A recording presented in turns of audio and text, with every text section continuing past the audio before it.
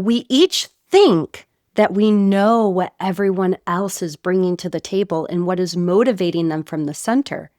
Yet, we haven't necessarily communicated that.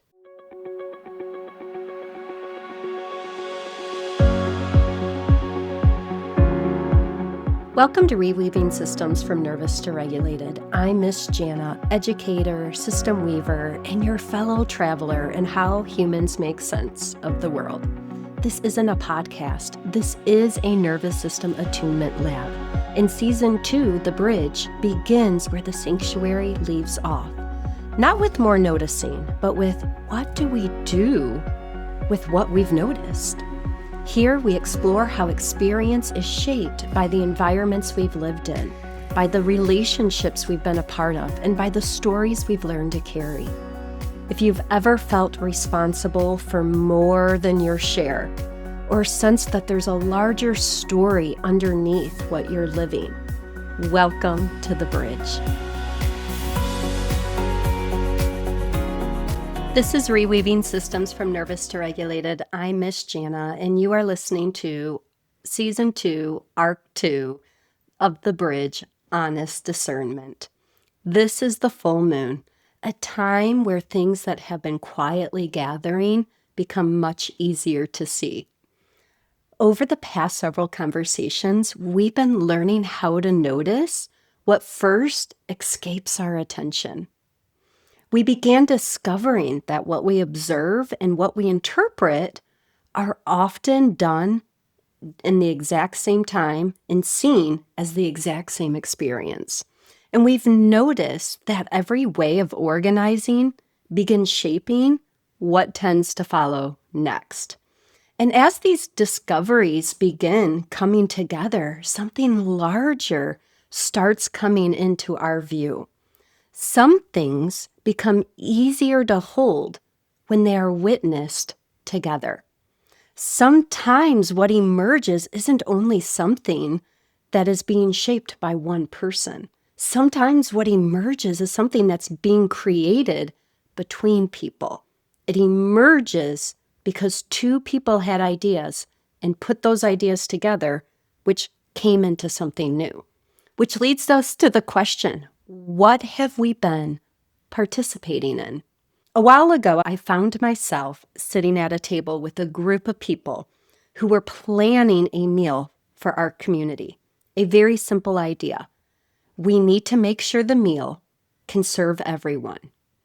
We had a chance to gather. We knew that we wanted our neighbors to be able to meet each other and share with each other. And we knew that we wanted this conversation right now at this table to be filled with ideas. Ideas such as, how many people should we even prepare for? What type of meals should we have? How can we make sure there's room for everyone to sit down? Someone was wondering about the budget and would we have enough money to make it stretch? Someone else was worried about making sure that everyone felt comfortable and that their dietary preferences and that their religious traditions would be honored. Another person imagined someone walking through the door for the very first time and wondered if they would feel as though they belonged here. As the conversation continued, all of these ideas kept unfolding. Everyone around this table cared about the meal. Everyone around this table wanted this experience to be meaningful. Everyone around the table was contributing. Yet afterward, I found myself thinking about our collaboration. The meal belonged to all of us. The planning belonged to all of us. Yet each idea seemed to begin somewhere different. One person kept returning to the budget. Another person kept returning to the dietary preferences. Another person kept imagining the person who does not have any community who's arriving here looking for that for the first time.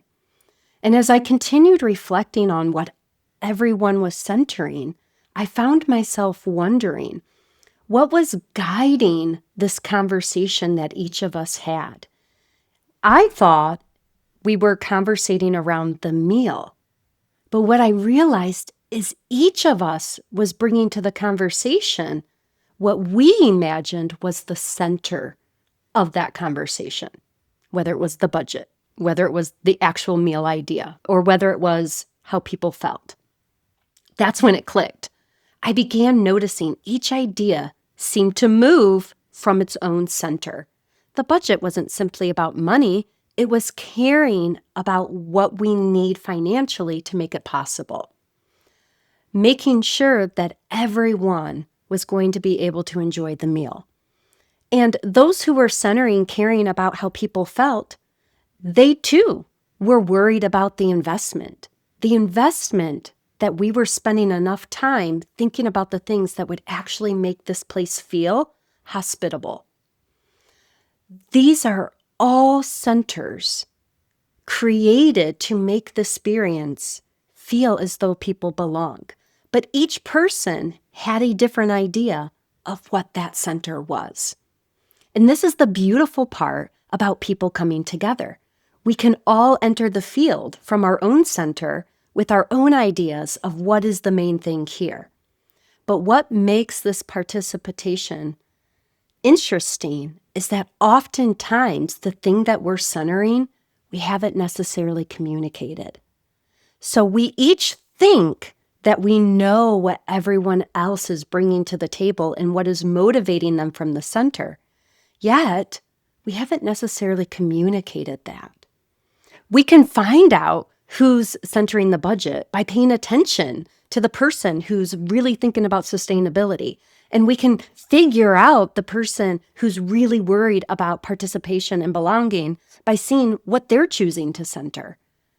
But all of this remains unconscious until we take the time to actually identify it and then name it. And that's why I say naming is always the first repair.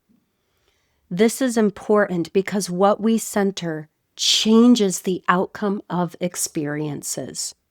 And this is really the quietest form of participation.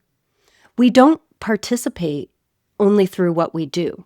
We participate through what we notice, through what we choose to question, what we choose to protect, what we choose to make room for, and the things that we repetitively bring back to the center time and time again. And when we begin noticing that, we can actually start asking a very different kind of question. Not only what are we creating, but what is each of us helping to make visible here so that when we create it, the outcome is aligned with what we've all decided is the center. And work has a very interesting way of shaping the world and the way that we experience it together. A group might be planning on how to support children in the community. One person is returning to the learning experience itself. Another person is returning to the structures that make the experience possible. Here's another scenario. A family begins planning a holiday gathering. One person keeps reminding everyone of the traditions. Another person keeps adding new ways that we can make the traditions more expansive. Here is a final idea. A team gathers around a new project. One person keeps returning to the timeline of when things need to be completed, and the other person keeps returning to the relationship with the collaborators who are working on this project together. The more I notice these moments, the more I seem to see something in common. We often gather around the same work while quietly holding very different outcomes at the center. And still, what each of us carries at the center quietly enters the way we serve the work. It shapes what receives our attention. It shapes the types of questions that begin to matter to us. It shapes the possibilities that are able to come into view. And it shapes the way the path could potentially unfold.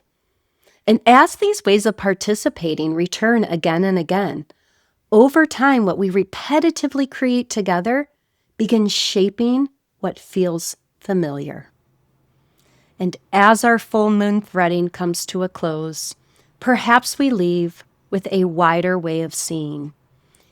Each of us quietly holds something at our center. And what we hold at our center becomes part of what we bring into the creation with someone else.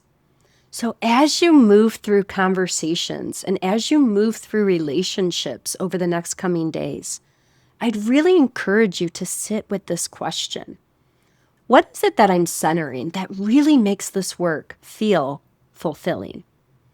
And have I communicated that center to the rest of the team?